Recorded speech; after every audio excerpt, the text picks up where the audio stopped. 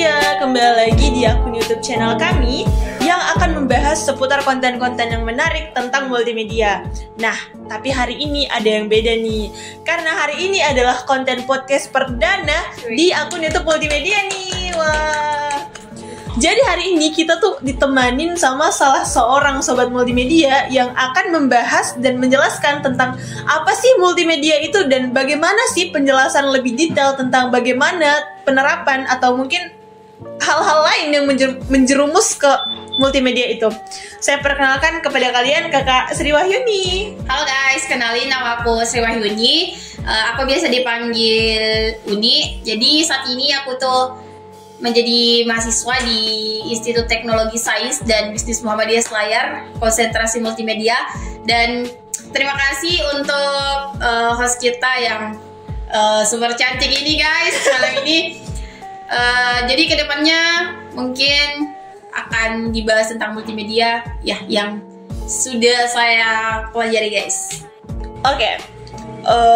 Sebelumnya untuk teman-teman yang sudah berbaik hati menonton podcast ini, kami mohon untuk like, comment, dan subscribe akun kami untuk kiranya bisa mengembangkan lah akun YouTube ini dan bisa terkenal lah di luar sana ya. Yes, amin.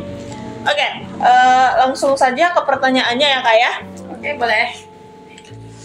Apa sih multimedia itu?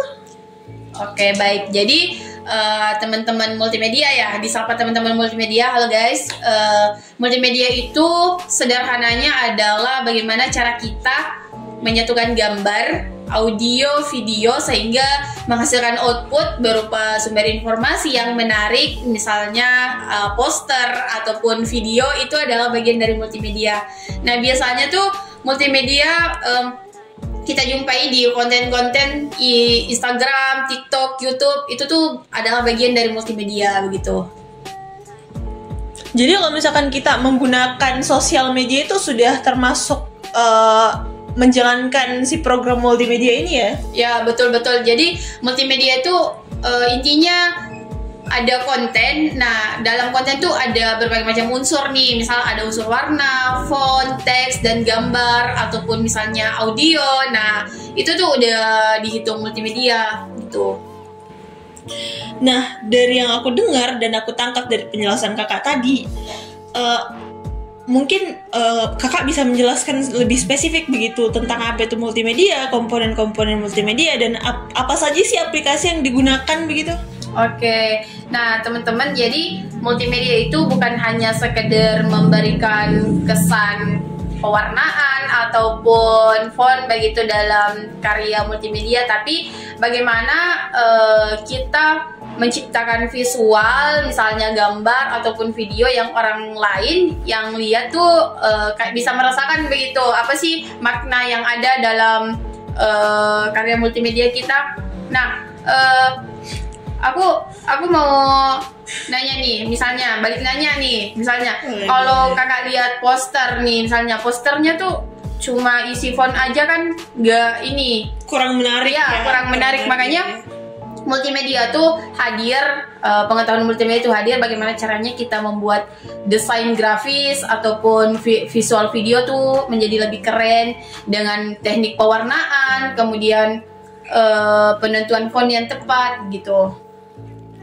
Oh ya, untuk aplikasinya nih Kak, karena kan yang namanya multimedia ini bukan cuma ada di lingkungan kampus, tapi juga kita semua tahu kan bahwa misalkan multimedia ini sudah ada di pelajaran anak-anak SMA, SMK gitu.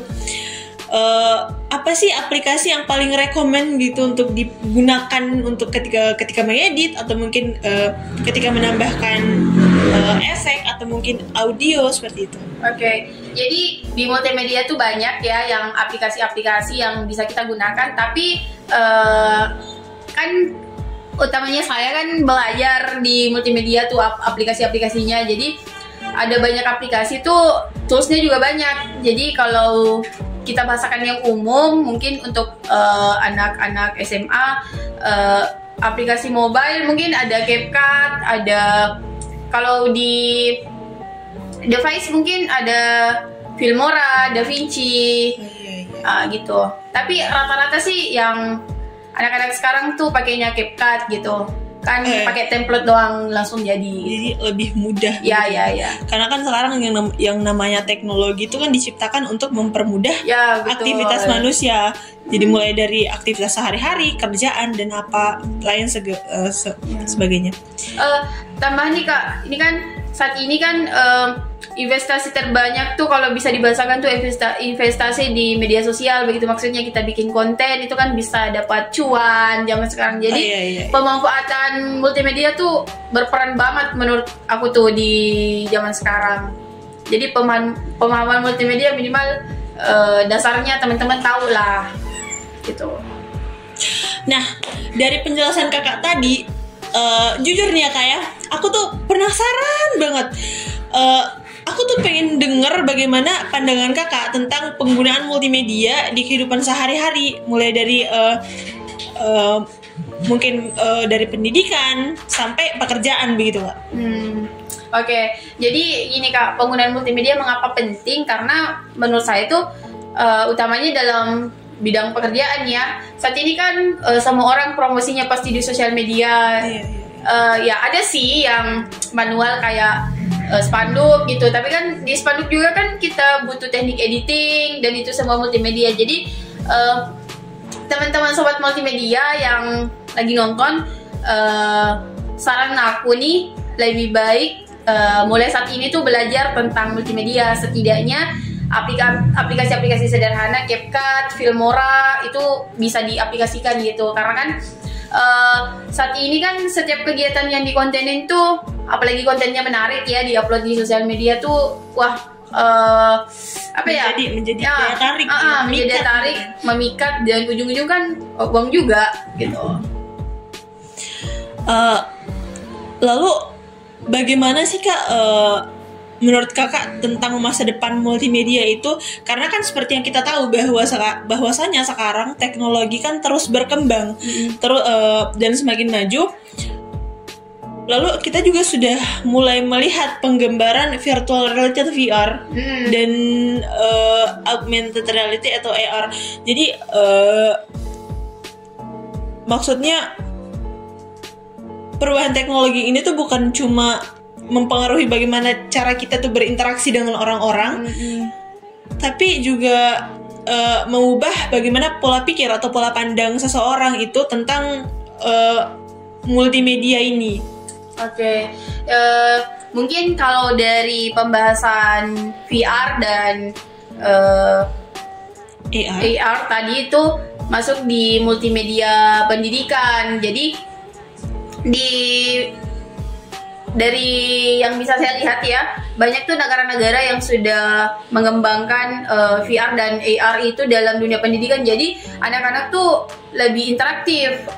VR dan AR ini sebenarnya bagian dari multimedia, tapi biasanya digunakan untuk kepentingan pendidikan. Sedikit gambaran teman-teman tentang VR dan AR itu, seolah-olah animasi menjadi hidup, kita bisa berinteraksi langsung. Itu kan bisa menjadi hal menarik agar anak-anak bisa belajar begitu. Mungkin kalau misalkan saya boleh menambahkan, jadi terkesan seperti hologram ya Kak ya? Ya kayak gitulah kira-kira. Jadi teman-teman, multimedia itu adalah alat yang sangat powerful untuk menyampaikan informasi dan cerita. Jadi setiap elemen-elemen teks, gambar, audio, dan animasi itu memiliki perannya masing-masing. Dengan menggabungkan semuanya, kita tuh dapat menciptakan pengalaman yang lebih mendalam dan juga berarti untuk mungkin orang-orang atau mungkin diri kita sendiri. Jadi best experience buat kita sendiri. Jadi mungkin ada yang mau kita sampaikan Kak? Mungkin yang ingin saya sampaikan adalah teman-teman saat ini belajar multimedia itu penting. Belajar editing foto, video, setidaknya dasarnya saja. Kemudian belajar pengaplikasian aplikasi-aplikasi sederhana multimedia, baik itu mobile maupun device kayak CapCut, Filmora. Itu kan masih apa ya, maksud saya masih bisa lah dijangkau oleh anak-anak sekarang. Jadi konten tuh jangan asal konten, tapi konten yang berpikiran jauh ke depan, bagaimana konten kita diolah dengan baik, kemudian bisa menghasilkan uang untuk kita gitu. Karena kan sekarang apa-apa dikontenin, kayak yang viral-viral tuh FB Pro untuk emak-emak tuh yang di Facebook biasa kan videonya apa ya, terkesan wah alay. Itu kan alay, tapi justru dengan kealayan mereka tuh yang malah mengundang cuan untuk diri mereka sendiri. Tapi maksud aku tuh setidaknya anak-anak ya generasi-generasi kita lah untuk membuat video tuh setidaknya bumbuhi sedikit video kalian dengan multimedia guys, karena kalau menarik semakin banyak views yang nonton dan kurang bullying sebenarnya, karena yang biasa kita temui itu FB emak-emak pro tuh kebanyakan bullying alay dan lain-lain gitu. Mengungkapkan perasaan, kemarahan lewat sosial media ya. Ya, jadi mulailah konten yang bermanfaat guys, dan ya itu belajar multimedia. Setidaknya dasarnya aja. Minimal pakai template CapCut. Mungkin dari perbincangan saya dengan kakak Sri Wahyuni tadi itu bisa menambah pengetahuan sobat-sobat multimedia. Jadi satu paragraf yang mau saya ucapkan sama kalian tuh, teruslah mengeksplorasi dunia multimedia dan jangan ragu untuk berkreasi, karena dengan berbagai elemen yang ada dan jika kamu terus belajar begitu, kamu akan merasakan apa yang justru menjadi manfaat buat diri kamu sendiri. Mungkin itu saja. Jangan lupa live. Jangan. Ayo guys, mungkin karena video perdana ya. Ini video perdana, jadi agak nervous ya guys. Jangan lupa like, comment, dan subscribe YouTube channel kita. Mari terus eksplorasi dunia multimedia bersama-sama. Jadi stay tune ya. Sampai jumpa di video berikutnya. Dadah.